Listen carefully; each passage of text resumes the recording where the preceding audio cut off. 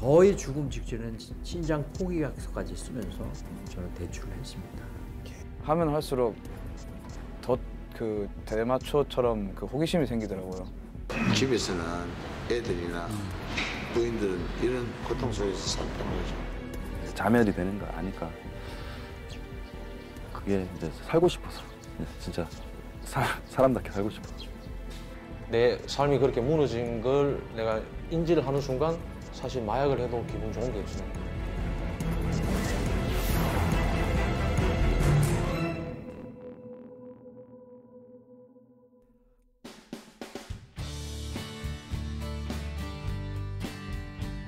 우리에게는 동계올림픽으로 유명한 캐나다의 휴양도시 휘슬러. 그곳에서 유학을 하면서 캐나다의 문화를 한국에 전하는 조용호 씨를 만났다. 워킹 홀리데이로 이곳에 왔다가 캐나다의 매력에 빠졌다는 조용호 씨. 제가 캐나다에서 2년간 있었으면서 캐나다에서 겪었던 다양한 제가 몰랐던 문화들에 대해서 얘기를 해보려고 해요. 캐나다에서 이제 1년 워홀 생활을 지냈는데 제가 이제 워킹홀리데이 관련해서 유튜브를 하면서 많은 쪽지와 문의를 받았어요. 얼마 전에는 마약에 대한 영상을 공개했다. 오늘 하고자 하는 말은 이제 캐나다의 드럭, 마약에 대해서 얘기를 좀 해보려고 해요. 이게 마리화나예요, 마리화나. Marijuana. But why do you smoke weed? I smoke weed to relax myself, man. You know, just relax. Is it drug? The weed? It's drug. I think it's drug, man. Till now, it's drug, but it's very like less harmful. How do you feel? Feel like same. Happy now? Happy? Always. What is smoking? Is it marijuana? Yeah, THC, high THC. You know, you work hard, like 16 hours, body is spinning. Okay. I have to get up again tomorrow morning and work 16 hours. And you can't just sleep after 12 hours work. So after we are marijuana- not machines, man. We are humans, and yeah. So like supercharged. It relax. So after smoking weed, you sleep well? Yeah, sleep well. Really? Long, Good night's yeah, sleep. That's good night. 캐나다라는 나라가 마약이 상당히 오픈된 나라 중에 하나인데 정말 조심하셔야 되고 절대 하지 마세요. 마약을 선택한 이유는 간단하다. 이방인의 눈으로 본 마약 실상이 위험으로 느껴졌기 때문이다.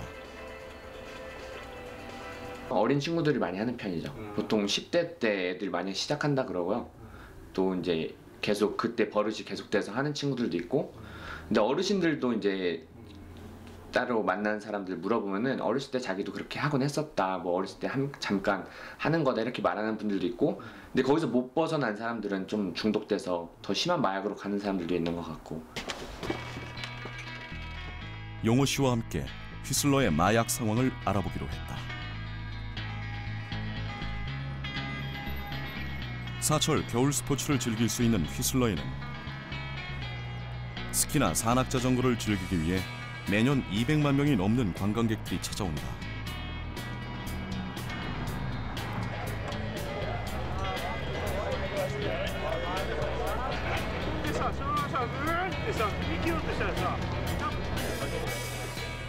그리고 그들 대다수가 모험과 스포츠를 좋아하는 젊은이들이다. 다양한 친구들 만날 수 있고 또 되게 활기차고 에너지 넘치는 게 되게 좋은 것 같고, 이제 반대로 나쁜 점은 이제 워낙 어린 친구들이 많다 보니까 너무 파티 위주로, 너무 파티만, 너무 놀자 분위기가 아닌가.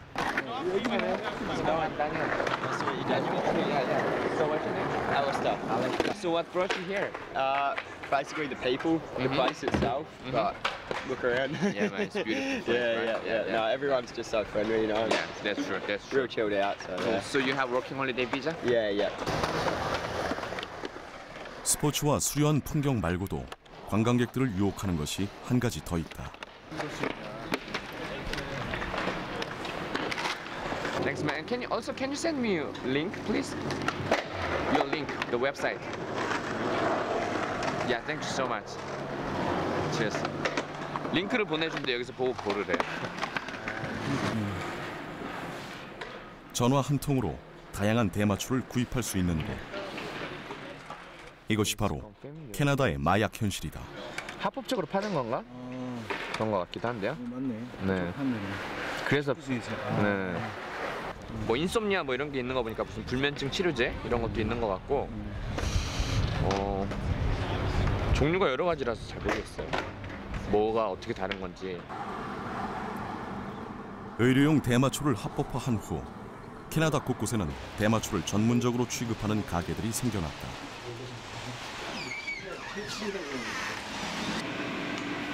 Good afternoon, sir. How are you doing today? Good.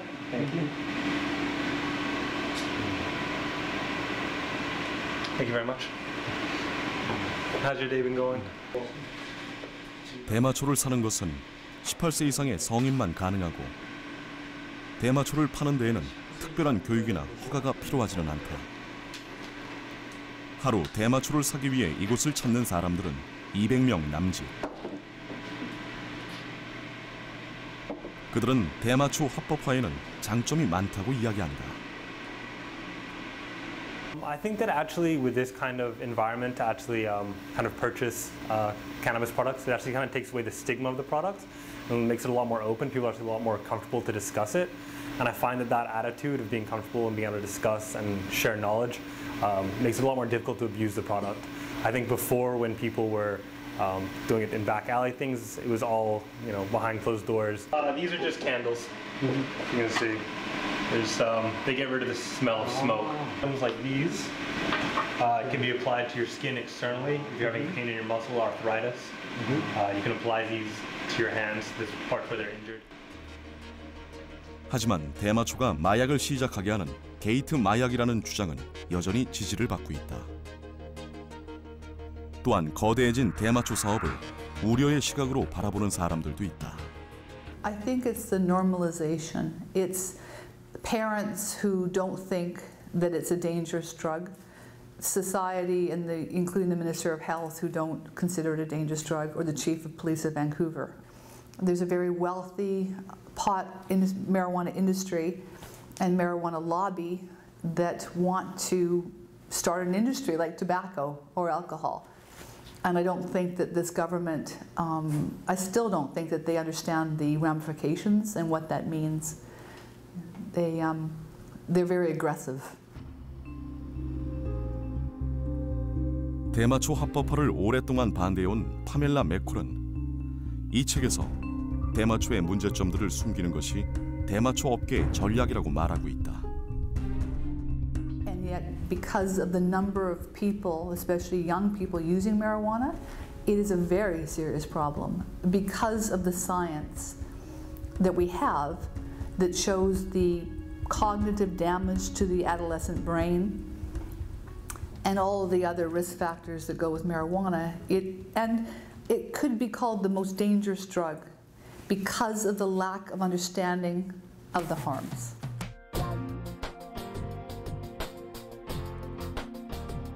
아름다운 풍경과 높은 생활 수준,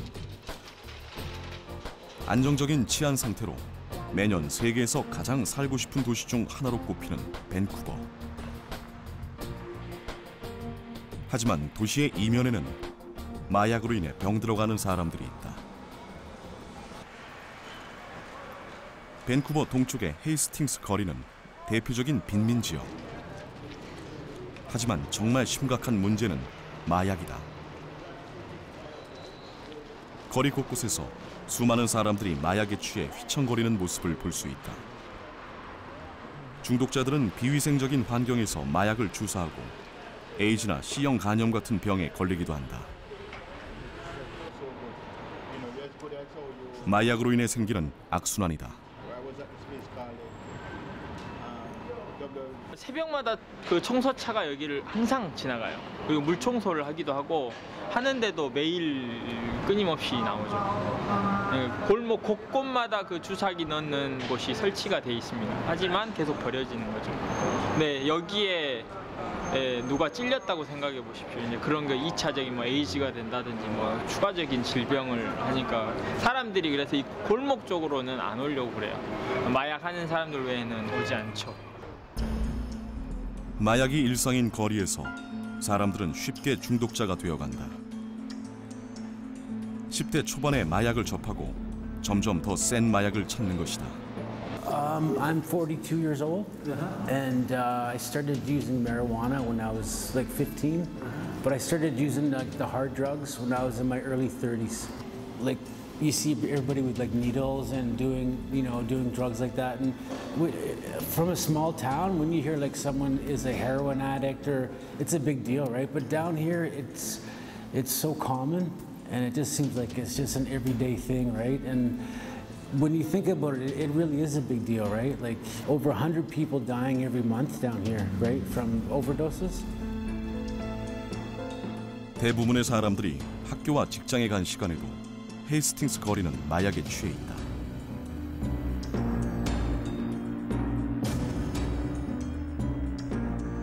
중독자들은 마약을 살 수만 있다면 무슨 일이든 한다. 마약 살 돈을 마련하기 위해 집안의 살림살이를 내다 파는 중독자들을 쉽게 볼 수 있다. 가득 차 있었어요. 한 2블록 정도가 사람으로 가득 차서 길거리를 지나다닐 수 없을 정도로 많았어요. 근데 그 중에는 마약에 이제 취하면 굉장히 폭력성이 많아서 하루 계속 소리를 지르고 고성을 지르고 있는 사람, 춤을 계속 길거리에서 추는 사람, 휠체어 타고 어떤 여자분이 와가지고 오브를 주면서 마약 알갱이 조그만 거를 살려고 막 부들부들 떠는 것들, 그런 것들을 보고 중독에 굉장히 많이 빠져 있는 심각한 상황들을 보죠. 그리고 또 앰뷸런스가 늘 왔다 갔다 하는 곳이고요.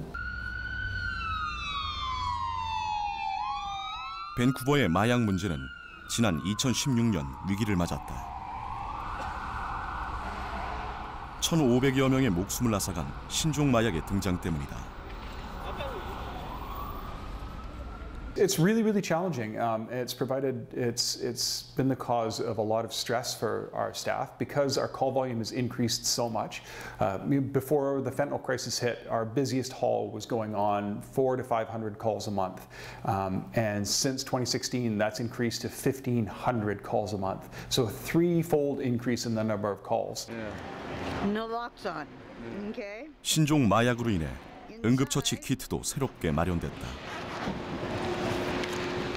We have the needles, and the needles you take this,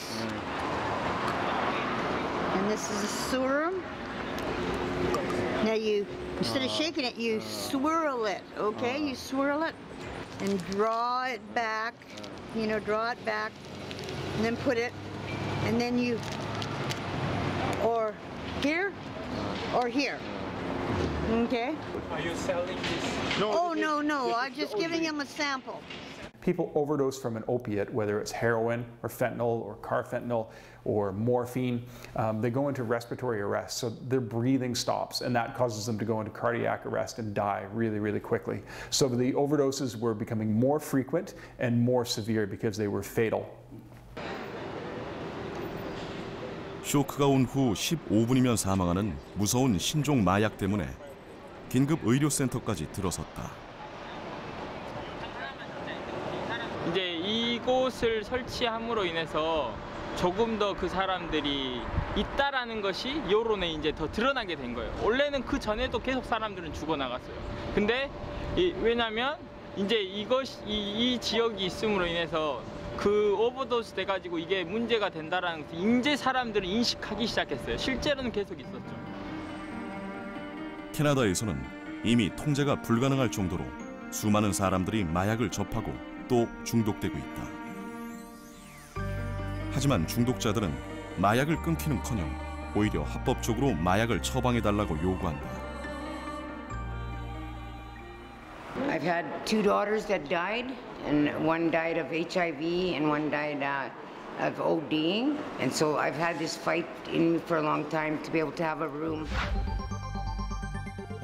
마약으로 인한 사망은 과다 사용과 주사기를 통한 감염이 대표적인데 주사기로 마약을 투여하는 중독자 10명 중 6명은 C형 간염에 2명은 에이즈에 감염돼 고통을 받는다. 정부는 마약 중독자를 치료하는 것 이외에 다른 해결책을 내놔야 했다.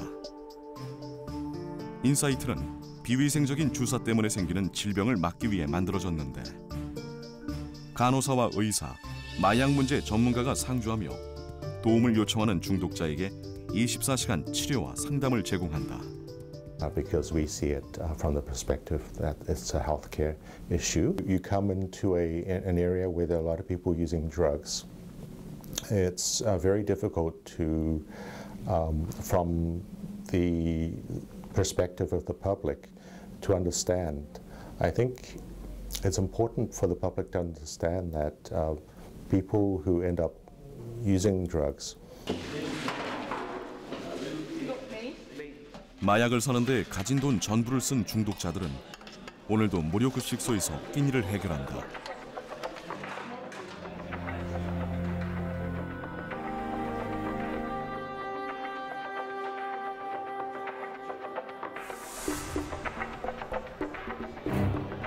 사실은 캐나다가 얼마나 아름답고 살기 좋은 곳으로 알려져 있습니까? 그런데 충분히 만약에 정부가 정말로 이 문제를 해결하려고 진정성을 가졌다면 이렇게까지는 되지 않았겠죠. 그런데 정부에서 물론 노력은 하고 있겠죠. 이게 이슈가 돼가니까. 하지만 보다 더 적극적으로 나섰다면 이 문제들이 조금 더 빨리 조금 더 납득할 수 있는 방향으로 해결이 됐을 텐데 지금도 보시면 여전히 지속되고 있거든요. 여전히 지속되고 있고 여전히 많은 사람들이 매일 죽어나가고 있고. 이러한 현실은 비단 캐나다만의 문제는 아니다.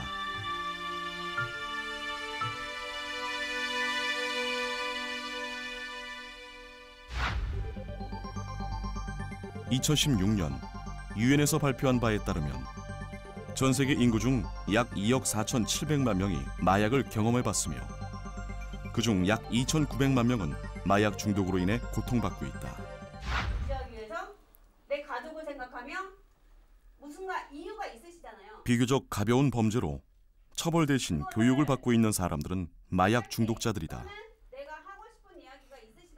오늘은 왜 마약을 끊어야 하는지 이유를 찾아보고 스스로에게 다짐을 하는 시간. 마약과의 긴 싸움이 시작된다. 내가 무언가 계획하고 행동해서 자존감을 높일 수 있는 처음에 마약을 접하고 나서의 힘든 점은 없죠. 그냥 내가 즐긴다고 생각을 했죠.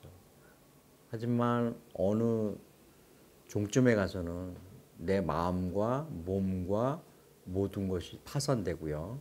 몸은 병들었고 정신은 분별할 수 없는 처지가 됐고요. 대인관계는 마약으로 인해서 다 끊어지고 정신병원, 교도소밖에 갈 수 있는 방향밖에 안 됐고요. 제가 선택할 수 있는 거는 자살밖에 없었어요. 우리나라의 마약 사범 수는 꾸준히 10,000명 이상을 유지하며 소폭씩 증가하고 있다. 이제 우리나라도 더 이상 마약의 위협으로부터 안전하지 않다. 네, 작년 기준으로 우리나라 마약 사범의 숫자는 14,000명을 넘어서서 2년째 10,000명 이상을 상회하고 있습니다. 그런 상황 속에서 기존에 이제 오프라인 판매에 의존하던 그런 마약 사범들이 이제는 온라인 쪽으로 옮겨오면서 어떤 새로운 마약 패러다임이 형성되고 있다고 보고 있기 때문에 마약 관리에 있어서도 큰 전환점을 맞고 있다고 생각하고 있습니다.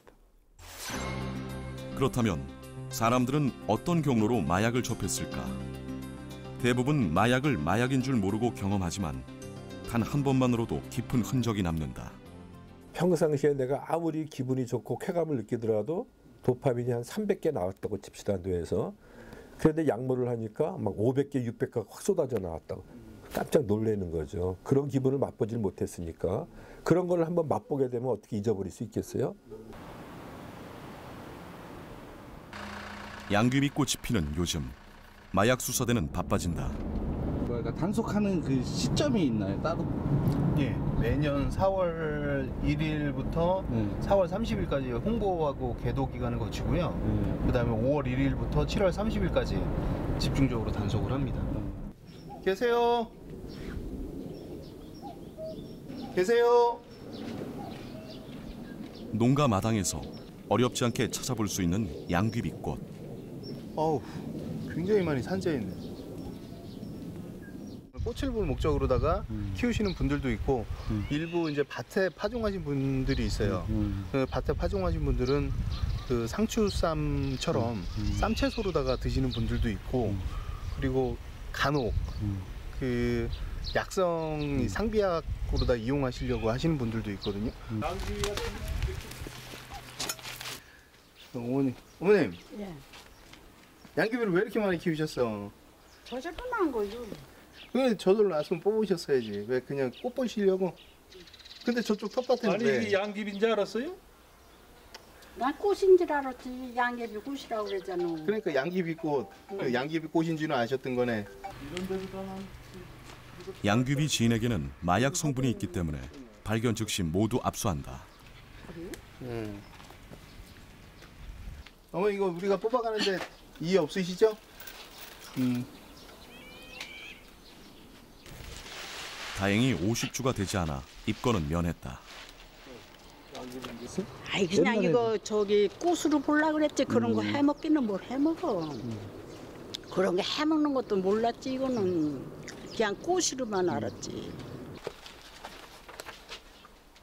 이렇게 압수하는 양귀비는 마약 성분이 있는 특별한 종들이다. 우리가 단속되는 양귀비에는 두 종밖에 없어요. 쏜니페른 종하고 파파게름 종. 세티게름 종. 세티게름, 파파게름 그 두 종류밖에 없기 때문에 이 성분이 이제 그렇다는 거죠. 그러면 그 종이 우리나라에서 이제 두 종류만 단속 대상이기 때문에 그 나머지 것은 이제 단속 대상이 아니겠죠. 대부분 불법인 것을 몰랐다지만 그렇다고 죄가 없어지는 것은 아니다. 이게 매년 검찰청에서 단속 기준이 내려오는데요. 처벌 기준이 내려오는데 50주 이상은 형사 입건을 해서 기소유예 처분을 하고요.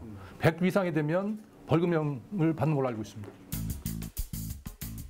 매년 꾸준히 단속을 하고 발견되는 양귀비는 모두 압수해 소각하지만 2013년까지 비슷하던 양귀비 압수량은 2014년 2배 이상 증가하더니 2015년에도 오히려 15,000주가량 늘어났다. 저희들도 좀 아이러니하게 생각하는 게 매년 저희들 단속을 하거든요. 그러면 당연히 단속되는 건수가 줄어들어야 되는데 매년 단속을 해보면 그 예년하고 거의 동일한 수준으로 계속 단속되는 걸 보면 계속 줄어든다고 보기에는 좀 상당히 어렵습니다. 우리 농촌 깊숙이 스며든 양귀비를 제거하기 위해서는 무엇보다도 인식이 바뀌어야 한다. 양귀비는 더 이상 상비약이 아니라 불법 마약일 뿐이다.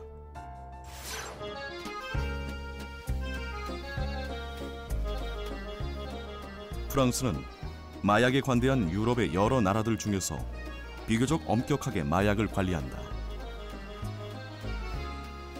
비록 강력한 규제를 하고 있지만 마약 문제는 프랑스가 해결해야 할 당면 과제 중 하나이다.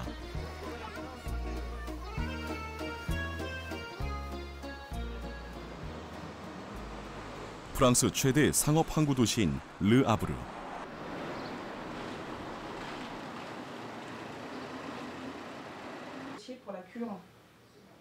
이곳의 중독관리센터에는 정기적으로 상담과 치료를 받는 중독 환자들이 많이 있다.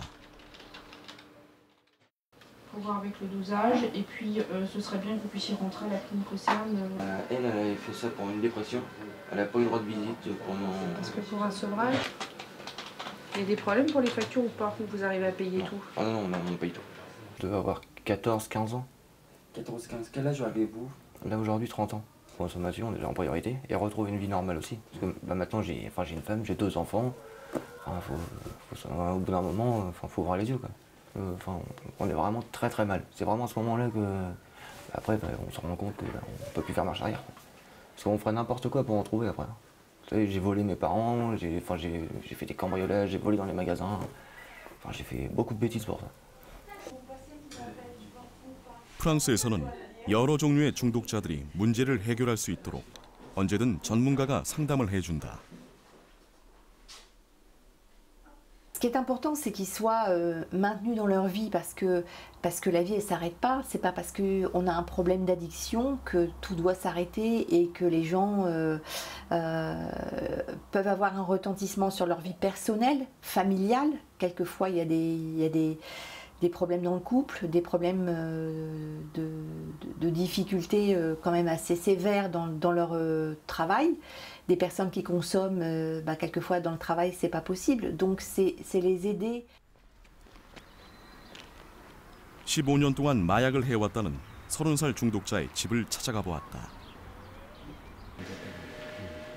두 아이의 아빠인 그는 아이들 때문에 마약을 끊기로 결심했다. 아이에게 책을 읽어주고 함께 게임을 하는 일상은 마약 중독자인 아빠가 오랫동안 꿈꿔왔던 평범한 삶의 모습이다. C'est Loevan. Il est handicapé. En fait, à 70%, il est dysphasique. Pour l'instant, on ne sait pas. On a fait des tests génétiques, c'est pas génétique. Donc apparemment, ils ont dit c'est pas de chance pour l'instant. 마약의 영향력은 이렇게 예상치 못한 곳까지 미친다.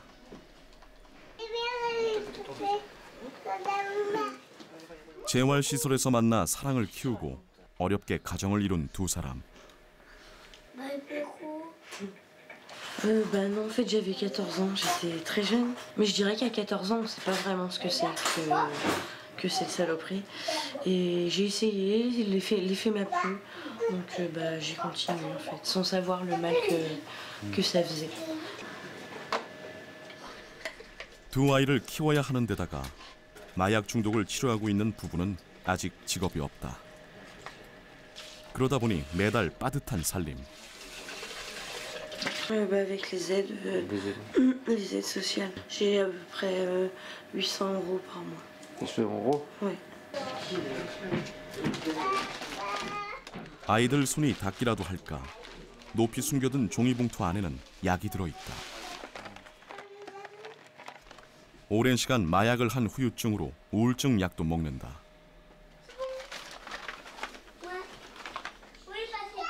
중독 치료제는 금단 현상을 줄여주는데 제때 먹지 않으면 금단 현상과 같은 증상이 나타난다. On est en manque. Ça fait un peu comme une grippe, mais vraiment très très fort. On a des courbatures partout. On a des sueurs froides, chaud, froid, les bras, les jambes qui se tendent tout seuls. Enfin, moi, je sais que je dors pas, je vomis.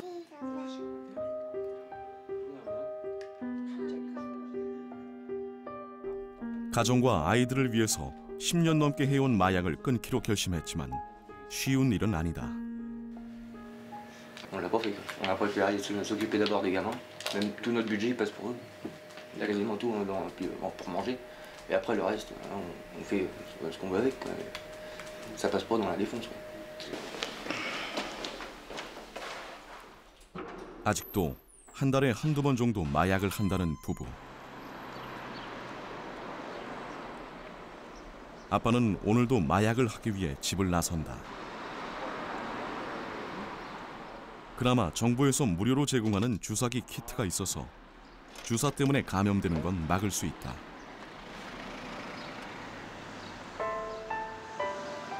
Très difficile parce qu'en fait on n'a plus de relations en fait. On est tout seul. On sort plus, on voit plus personne. Tous nos amis ils nous tournent le dos. On voit plus que les gens qui sont dans ce milieu-là. Même nos proches, c'est pareil. Ils nous laissent tomber. Au bout d'un moment, parce qu'on n'arrête pas de demander des sous.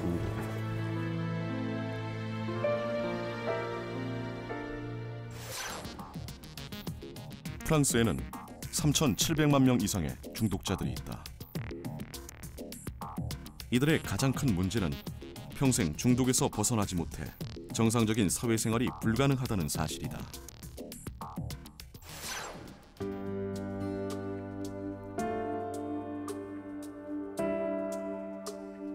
그렇다면 이렇게 많은 중독자들은 어디서 어떻게 마약을 구할까? C'est une zone de fausse identité.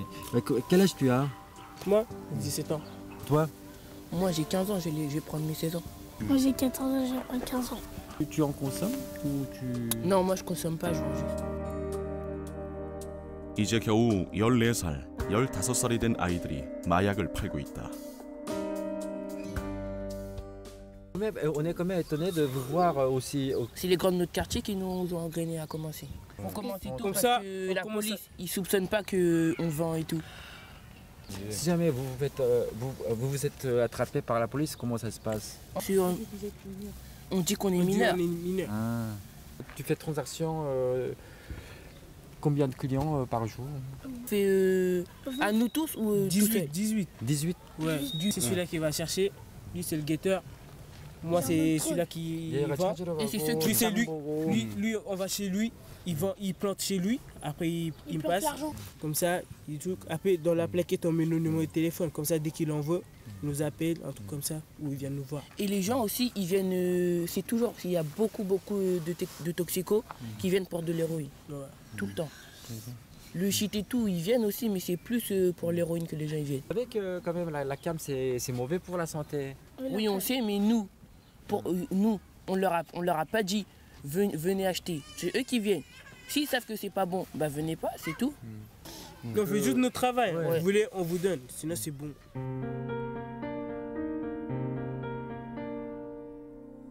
미성년자를 이용해 유통시키는 마약들은 대부분 해외에서 대량으로 밀수된다. 프랑스 제1의 상업 항구인 르아브르 항구. 컨테이너 실은 배. 한 해 이곳을 통해 들어오는 컨테이너만 억대가 넘는다. 프랑스 수출입의 관문. 르아브르 항구는 남미에서 들어오는 대량의 코카인이 가장 많이 적발되는 곳이기도 하다. 저 많은 컨테이너 중 어디에 마약이 숨겨져 있는지는 알 수 없는 상황. 세관에서는 선착장에서 직접 컨테이너를 조사하거나 항구에 있는 스캐너로 컨테이너 내부를 검색한다. 또한 파리의 세관본부에서 받은 선박과 화물 정보를 분석해서 의심되는 화물에 대해서는 보다 정밀하게 조사한다. 르아브르 항구에서는 개별 화물을 조사할 때 탐지견을 활용한다.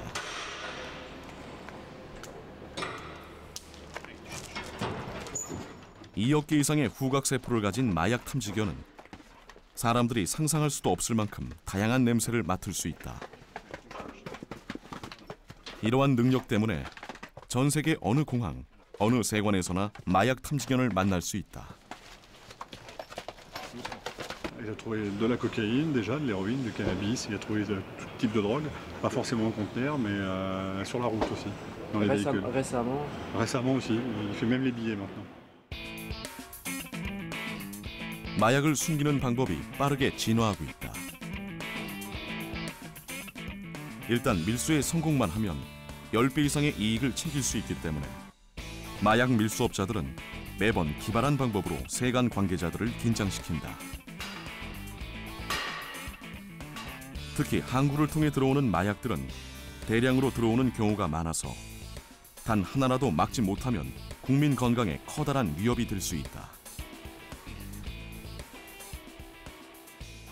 Au port du Havre, on a 2,5 millions de conteneurs qui arrivent ou qui partent chaque année.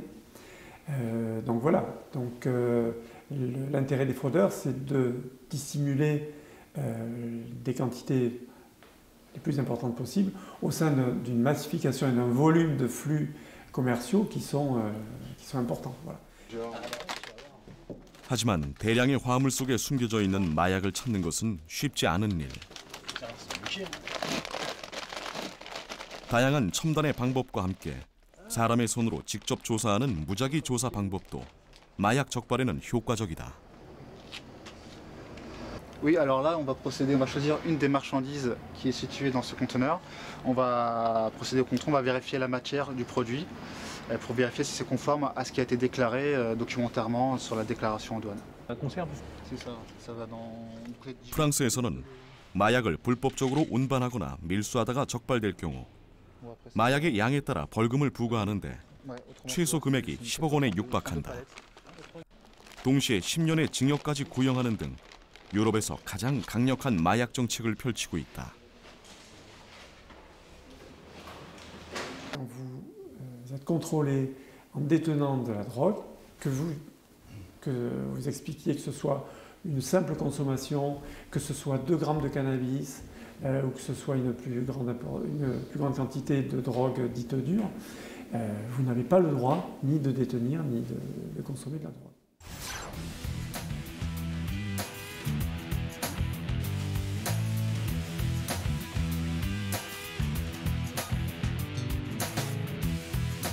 중국과의 교역이 활발한 우리나라의 인천항에는 흔히 보따리 장수라 부르는 개인 무역업자들이 많다. 소규모 화물이 많고 품목도 대부분 생활용품이다 보니 인천항 특유의 분위기가 형성됐다. 중국에서만 들어오는 여행자하고 상인이 있는데요. 왜냐하면 상인들은 본인 물건이 아니고 다른 사람들의 부탁을 받은 짐들을 가지고 오다 보니까 덜어는 유혹이 있을 수도 있고요.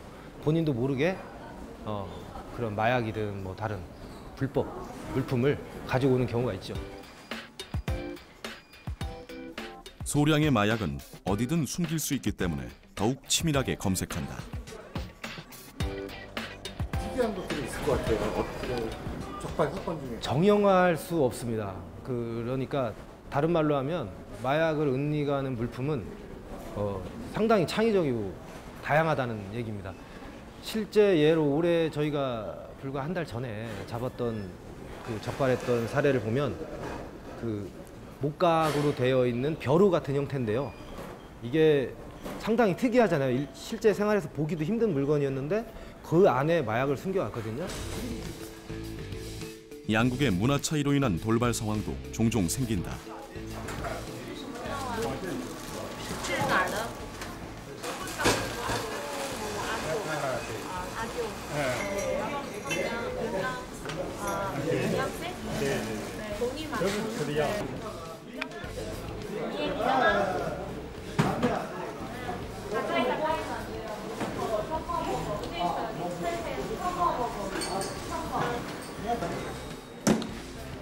의심이 가는 경우에는 가방을 뜯어서라도 확실히 살펴야 한다.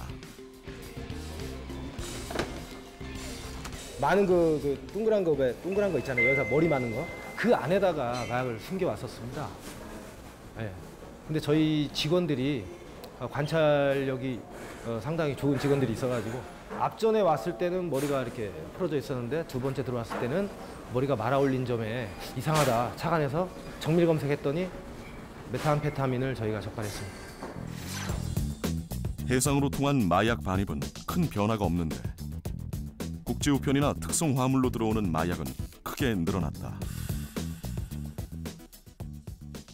제가 마약 조사하면서 잡은 최대 사건이 작년에 코카인 한 10kg가 적발했습니다. 중남미 쪽에서 들어오는 마약 코카인이었는데 그걸 이제 외국인 여행자가 우리 항공을 통해서 여행자가 그 코카인을 가지고 들어왔습니다. 해서 그 사전에 저희들이 정보 분석을 통해서 그 코카인 10kg를 적발하게 됐습니다. 배나 항공편으로 밀수되는 마약은 사전에 정보를 입수할 수 있지만 우편이나 화물은 직접 하나하나 검색하는 것 말고는 적발하기가 어렵다. 그래서 바빠진 곳이 바로 특송 물류센터다. 해외 직접 구매가 늘어나면서 구매를 가장한 마약류의 반입이 증가했다. 하지만 특송화물센터에서 지난해 밀수의 상당 부분을 적발했다. 작년에 인천세관에서 한 320건 가량을 적발했습니다. 해서 이제 중량으로 따지면 한 2kg 정도 마약류 42kg 정도를 적발했습니다. 화물을 검색하는 또 다른 방법은 엑스레이 판독이다. 외국에서 들어오는 물품 중에 주로 이제 찾는 거는 총이나 칼 같은 안보 위의 물품이나 아니면 마약류 같은 거를 위주로 먼저 선별하고 있습니다. 밀수의 수법이 점점 교묘하고 다양해지고 있다.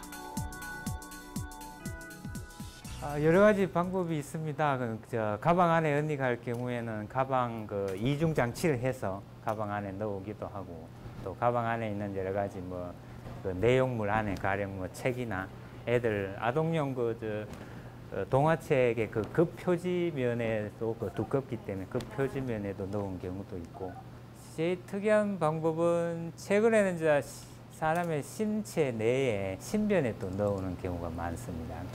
또 그런 경우가 좀 특이하고 또 기타 여러 가지 술이나 이런 데 액체에 녹여서 들어오는 경우도 있고 그런 특이한 방법도 있습니다. 마약 탐지에는 지금까지 후각이 뛰어난 개를 활용해왔다.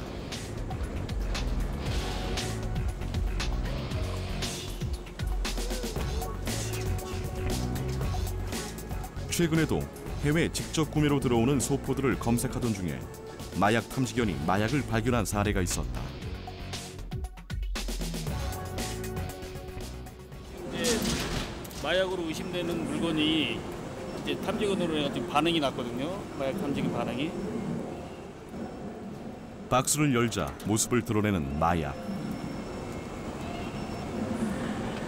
지금 발견된 게 어떤 건가요? 지금 대마초입니다. 대마초 많이 들어오나요? 예, 가장 흔하게 들어오는 마약 가운데 하나죠. 이 정도 양이면 1g씩 사용할 때 200번 이상 흡입 가능한 꽤 많은 양이다. 해외 직접 구매로 비타민이나 식품 등을 구입할 때는 특히 주의해야 할 점이 있다. 우리가 해외 직구를 하다 보면 상대방 국가에는 어떤 제한이 되지 않더라도 그래서 상대방에서 국가에서 거래가 되지만 국내에는 처벌이 될 수 있는 그런 어떤 마약류가 많이 있습니다. 그래서 그런 부분에 대해서 잘 고민하시고 판단하셔야지 마약류 전과자로 된다든지 아니면 수사를 받는다든지 그런 상황을 받지 않을 수 있을 것입니다. 우리나라에서 유통되는 마약은 밀수된 것이 대부분이다. 마약이 들어오는 길목, 그 한가운데 선 세관의 어깨가 더욱 무겁다.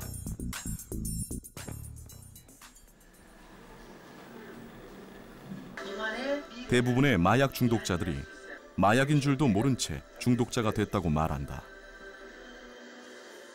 목적은 마약이에요. 마약의 목적이 두어서는 가족도 마약 대상이 될 수 있고요. 그래서 우리 아버님 같은 경우에는 제가 큰아들인데 제발 호적을 파는 게 소원이라고 저한테 얘기한 적이 있어요. 아버지 이름을 빌려서 대출을 하고 뒷감당은 전부 다 아버지가 했고 아버지가 못 이겨서 저거 했을 때는 우리 어머님이 뒷감당을 했고 집안에 돈이 없을 때는 빚을 얻어서라도 저를 갖다 달라고 그게 안 될 때는 대출을 받고 거의 죽음 직전엔 신장 포기약서까지 쓰면서 저는 대출을 했습니다. 하지만 마약을 끊고 싶어도 도움받기가 쉽지 않다. 하지만 거의 20년이 다 됐을 때 끊으려고 노력을 했는데 그 노력 갖고 될 수 있는 일이 아니더라고요. 엄청나게 재발을 많이 했고요. 재발이라는 자체는 내가 끊으라는 마음을 갖고 있었기 때문에 끊어야겠다 그러는데 그게 3일도 못 가고 일주일도 못 가고 다시 내가 갈 수 있는 거는 수배를 내려줘도 도망치는 신세가 되고 이런 거 계속 반복되는 그 삶을 살았어요. 마약 종류별로 재범의 비율을 보면 대마초가 가장 높은 재범률을 보였고 마약의 재범률이 가장 낮았다. 아직까지도 저는 제 주변에 마약하는 사람들이 굉장히 많이 있어요. 교도소 안 간 사람도 굉장히 많이 있고요. 뭐 10년, 20년, 30년까지 한 사람도 굉장히 많이 있습니다.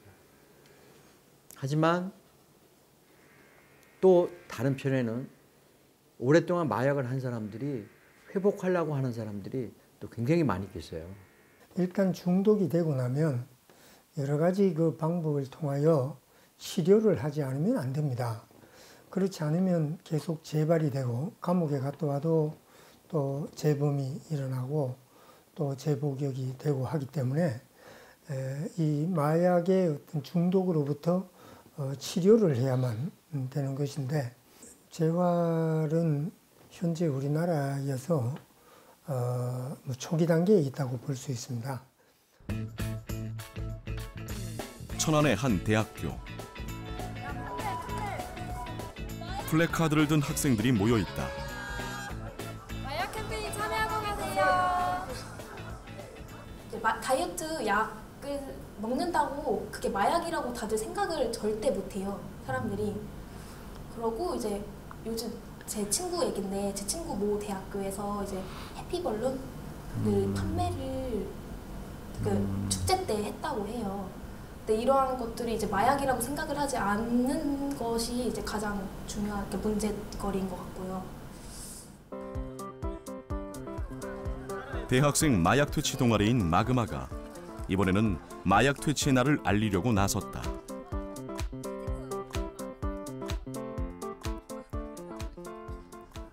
그 6월 26일이 마약의 날인 거 사람들이 알고 있나요? 아직은 그렇게까지는 많이 모르시는 것 같아요. 잘 전화번호는 아시는 것 같은데 마약 퇴치 날은 잘 모르시는 것 같아요. 서명을 통해 앞으로의 다짐도 한다. 맨 처음에 이제 마그마를 이렇게 만든다고 했을 때 왜 우리나라에서 이제 마약 퇴치 그러한 활동을 하느냐 뭐 했던 시선들이 되게 많았는데 너무 없어요. 네, 너무 방치해 놓는 것 같아요. 네, 그래서 이제 관심을 많이 주셨으면 해요. 매년 6월 26일은 유엔이 정하는 세계 마약 퇴치의 날입니다. 마약은 남녀노소, 지위고하를 차별하지 않고 한번 사용하면 중독될 위험이 있습니다. 따라서 단순한 호기심으로라도 마약을 사용하는 일이 절대로 없어야 할 것입니다. 이제 마약 중독자를 바라보는 시선이 달라져야 할 때 처벌이 아닌 치료가, 격리가 아닌 사회로의 복귀가 필요하다. That people can recover. People can get their lives back. People can be successful. People don't have to be stigmatized.